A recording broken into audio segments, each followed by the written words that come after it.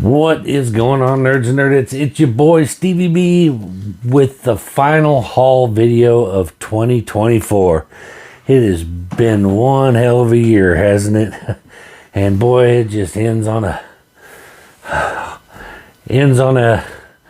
note, that's for sure. First off, Merry Christmas to everybody. I hope y'all have a it's Christmas Eve as I'm recording this, and it's back to work for me tonight. Yes, I work Christmas Eve and Christmas Day, New Year's Eve and New Year's Day, Thanksgiving. I work all the holidays, but that's all right. Took the week off for Amy's hip replacement surgery. You heard me talk about. Well, it's done and it's over, and we are one day short of 1 week out of the hospital. She got out of the hospital. Well, actually, she got out of the hospital Thursday. Had the hip replacement on Wednesday. They kept her overnight. And let me tell you, that hospital, we have already decided that we chose the wrong hospital to have her hip surgery in. The one we took, those people were so unorganized, it wasn't even funny. I know a lot of people badmouth hospitals because it's never a pleasant experience to be in the hospital.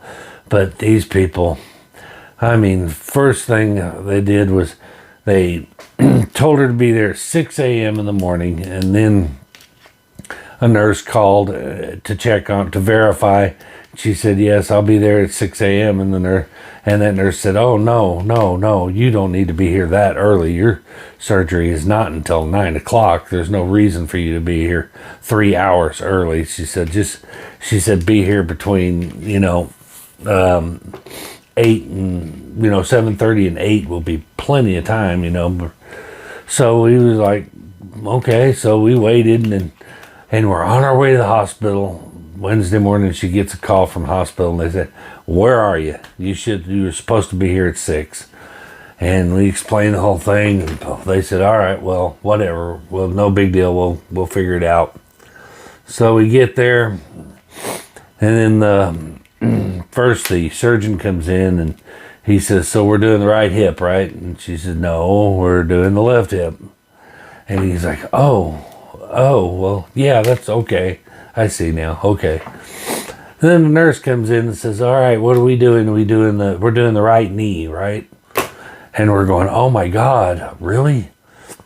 We corrected him. I said, isn't it written down somewhere?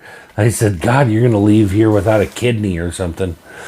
But, and then, of course, when it was her time to go back for the surgery, they came in and informed us that all the surgical equipment got contaminated.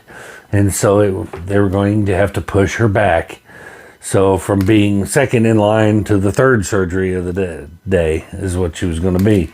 So they basically bumped the one that was third, which was a knee surgery, in front of her, and did that one, and then did hers after the knee surgery. So we were there much later, which caused us to have to stay the night, which we weren't planning. They'd told her that she'd probably go home that day because it was so early that they were having it, but not the case, which was probably a better thing because, man, her first night home was rough. It took us 2 hours to get her into bed because she could not find a spot that was not just excruciatingly painful for her to lay on.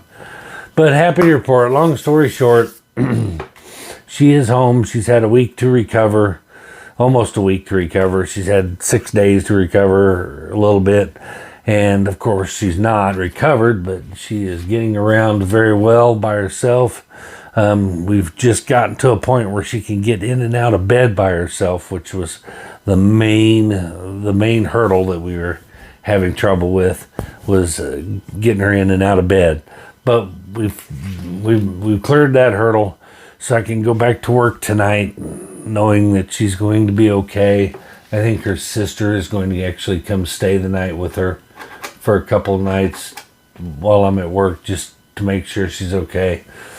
But anyway, that is a quick update. I know, I'm sorry I took a little bit more time than I thought with that update. Just wanted to give you all 5 minutes for those of you that have been asking, and there have been a few of you that have been asking how she's doing. Thought I'd give everybody an update. But as you seen in the thumbnail, I saved the best haul video for last. So this is going to be a good one. And as it turns out, I got $75 worth of eBay gift certificates for Christmas. So there will be another haul video. Yay! Once I figure out what I'm going to spend on that $75. That's where I could use y'all's help. I'm trying to stay away from modern stuff, as you've probably seen in my videos.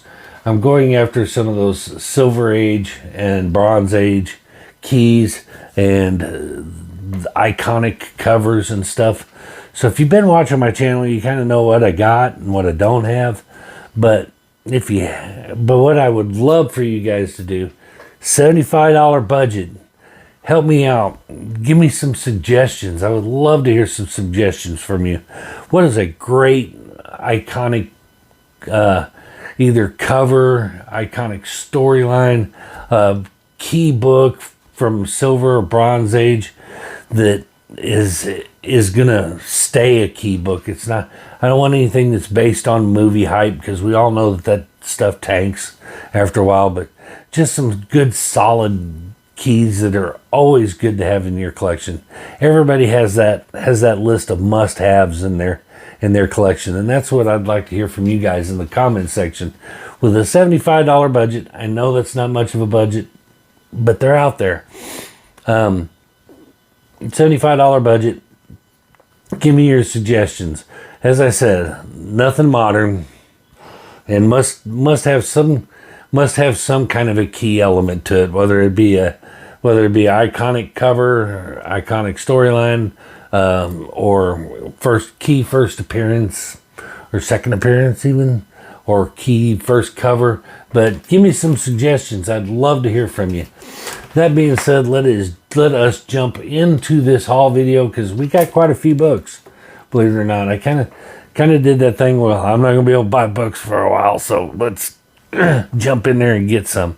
I had $100 in eBay gift certificates already. I've already spent 25 of it. So, but anyway, let's get into it. First up, number 9 in the Crisis on Infinite Earths foil facsimiles. I will continue to pick these up. This is going to be my one splurge. It's $6 a month, I think, and there's only 3 of them left, so I am going to get these. Probably won't do a video if that's all I got is just one. I'll probably wait until I got them all 3 and this mess is behind us and we can go back to our normal lives. This one, on the other hand, Secret Wars number 12, the final foil facsimile. So stoked to put that final one, get that final one in my collection. I have all the originals. Now I get all the originals and the foil facsimiles. So happy, so happy. And another foil facsimile. We got Green Lantern number 59, the first appearance of Guy Gardner. Oh yes, the Superman trailer dropped and everybody is talking about Guy Gardner's ugly ass haircut. Well, guess what, guys? Guy Gardner has an ugly ass haircut in the comics. Can't bitch about comic accuracy and staying true to the source material, and then when they do, bitch about it. He had an ugly ass bowl cut. In the movie, he's got an ugly ass bowl cut. So, yes, it looks stupid, but it looks stupid in the comics too. So, you careful what you wish for, because you're just going to get it. Stay comic accurate. Stay comic accurate. They did. But yes, he looks like Uncle Fester from the Addams Family movie, where he put the blonde wig on and everything. But that is it for, I believe that is it. Yes, that is it for my Midtown stuff. I didn't get very much. But then I went on a whatnot kick. And I picked these up. and I wasn't going to, but I believe I got it for like $20 some.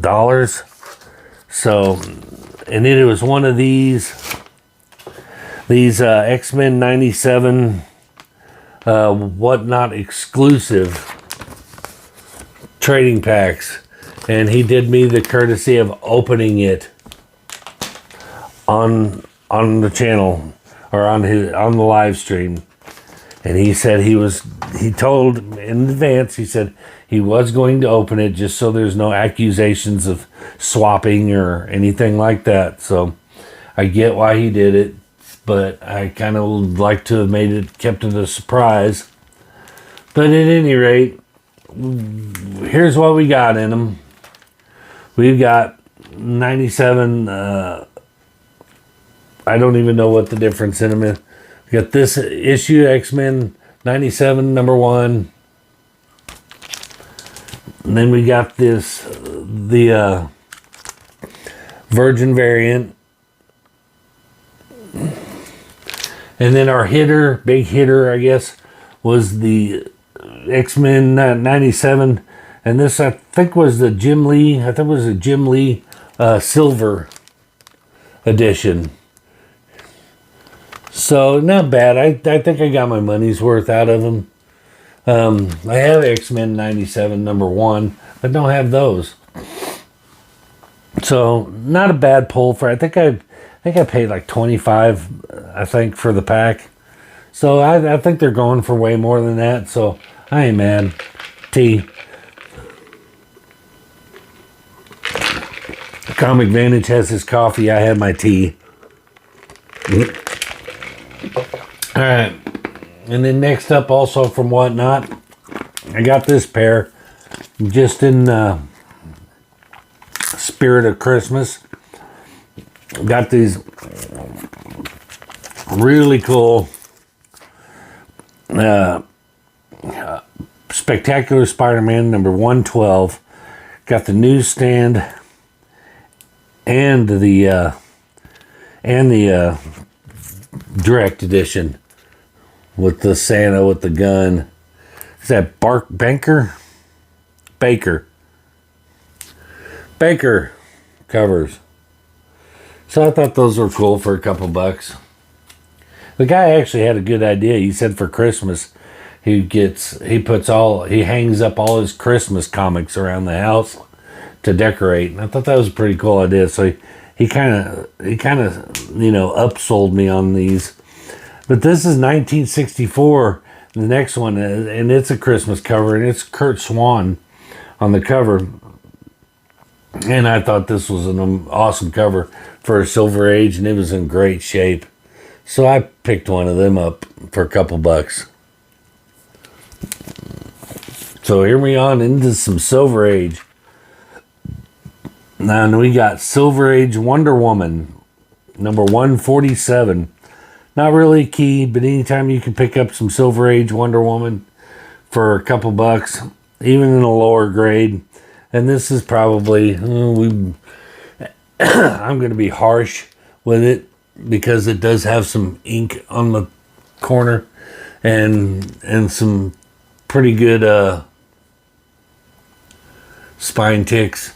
So I would give it a mid grade 5, maybe a 6. But still really cool. Like I said, anytime you can get some Silver Age Wonder Woman for a couple bucks, and I didn't pay more than $5 for any of these, I don't think. And this one, I actually have this one already, but this is it's in better condition except for there's also ink writing on it, and that kind of pisses me off because I didn't notice it when I was bidding on it, but I would have got it anyway. Love this cover, and if I can get this cover for $3 or $4 anyway, I'm going to get one. But yeah, it's Flash. What number was that again? I forgot. 177. That's because they scribbled on it. Yeah, that ink on there, but otherwise it's in great condition. Love the big head Flash cover. So anytime I can get one for a couple bucks, I'm going to get it.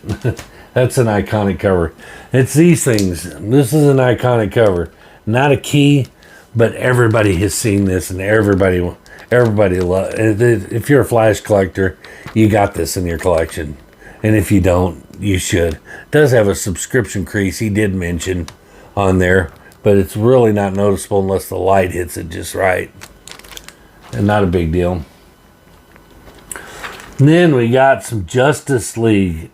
And again, with the writing, this must have come out of the same collection, and this dickwad just decided to write on everything. JLA number 54. Not a key, just a Royal Flush Gang appearance, but still cool, really cool cover. I imagine everybody's seen that cover too. It is kind of iconic, and I'm ashamed to admit that I can't remember who did the cover on this.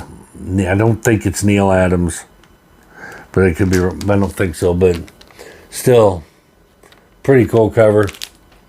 This is the kind of stuff I'm buying now. I'm really into. Then we got World's Finest number 187. And then Batman being burned at the stake, and who's lighting the fire? Old Soups. Love it, love it. I did when I got back into collecting. The variant covers that are coming out now were all new to me in the digital art, and it was so shiny and so fantastic that I jumped on board with it because I was just getting back into comics, and I was like, wow, they have evolved since I left, and there's so much. The art is so cool, and it still is, but now, you know, being back into it for about 5 years now, I've kind of like, yeah, it's cool, but it's just not the same. And then I picked up, this is also Whatnot. I went on a Whatnot tear. And this is the first appearance of Bloodscream, a.k.a. Bloodsport. First appearance of Roughhouse, and the first appearance of Archie Corrigan. And this is Wolverine number 4 from Volume 2. I didn't have it, and this guy actually I actually bought that one, is the one that I bought, and he threw these others in for free and it wasn't even his fault. He was showing a stack of Wolverine comics, and I blinked, and next thing I know, the bidding was started, and I thought I was bidding on the whole lot. So I bid kind of high, and I bid higher than I would normally have on one book, and it was like, I think I was up to like $11 or $12, and I wouldn't have paid that much for this book, but I thought I was bidding on the stack of books, which included the infamous Wolverine number 10 with Sabretooth on the front. That's what I was bidding on, because I have a copy of it, but I don't mind having two. But when I realized that it was only one book I was bidding on, I said, was that one book or that lot you just showed? He said, oh no, it was just one book. I said, oh man, I thought you were auctioning off the lot. I said, I saw you show all these Wolverine books. I thought I was bidding on them. He said, no, I'm sorry. I said, no, not you. It wasn't his fault. He explained that I just had lost my attention for a minute. I was doing something else, and I didn't realize he was putting them up one at a time. But at any rate, he threw in a couple books just to make me feel better about myself. And the other one was Wolverine number 5. And they don't have any of these, so I was tickled. These are all newsstands as well. And this is the one that I was bidding on, not unknowingly bidding on, but this is the one he actually had up for sale, and I bid $11 or $12 on it, and I wouldn't have normally. But it's a pretty cool key. But this is the first Todd McFarlane art on Wolverine in a pinup. It's in a pinup. I believe it's the back.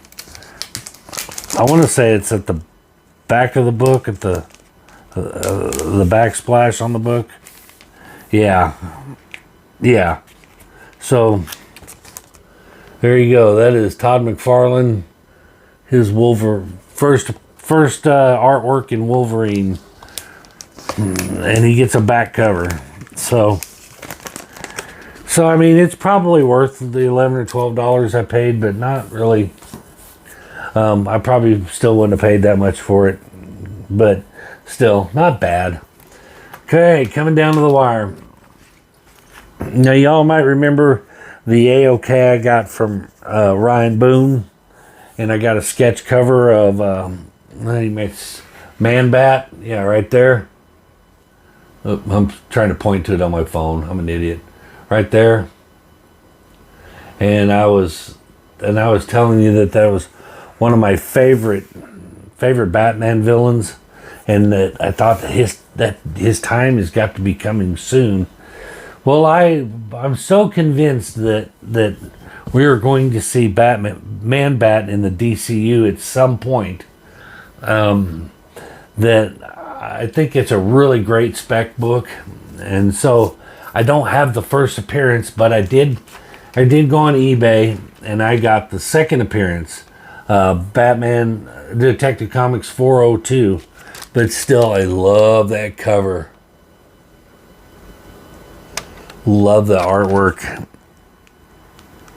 Just love it.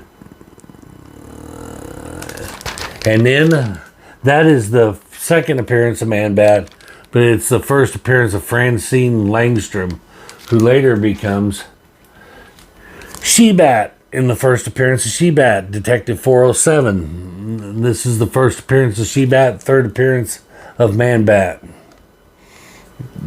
So I got two good Man Bat keys out of it, but not the big one. That big one's still hovering around $200+, and I know if I put my $75 towards it, that would only leave me $125, but still a little rich for my blood. I'm gonna have to stumble on it or save for it or something. But that is one of my new Grail books, or Grail-ish. One of my hit list. Speaking of hit list, my last book, I finally, and this has been a couple years in the making, that I've been trying to get this book, and I've never been able to.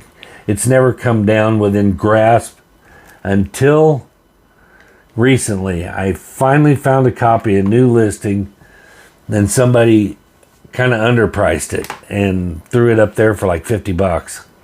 And so I jumped on it before anybody else had a chance to do it. But this has been one of my on my hit list for a long time. I love this character.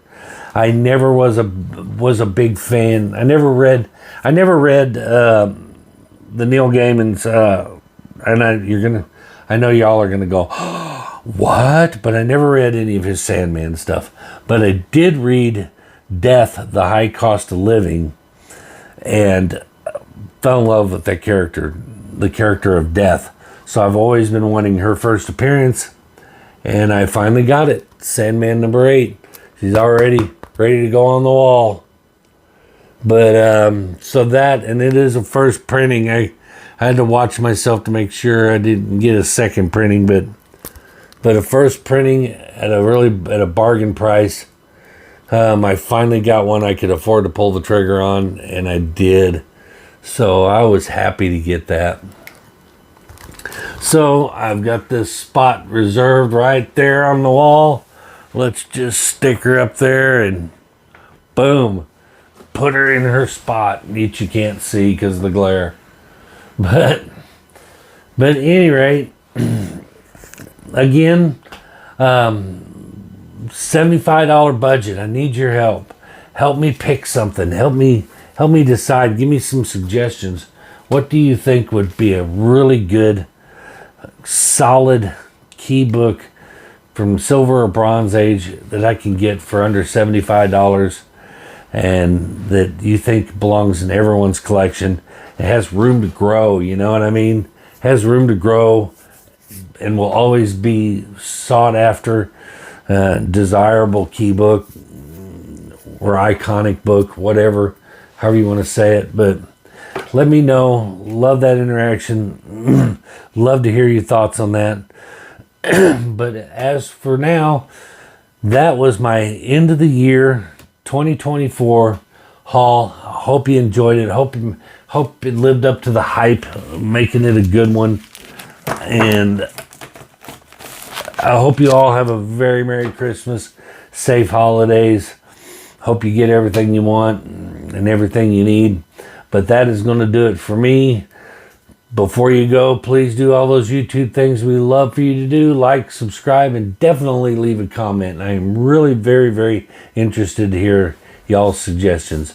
But we will see you guys next year. Peace.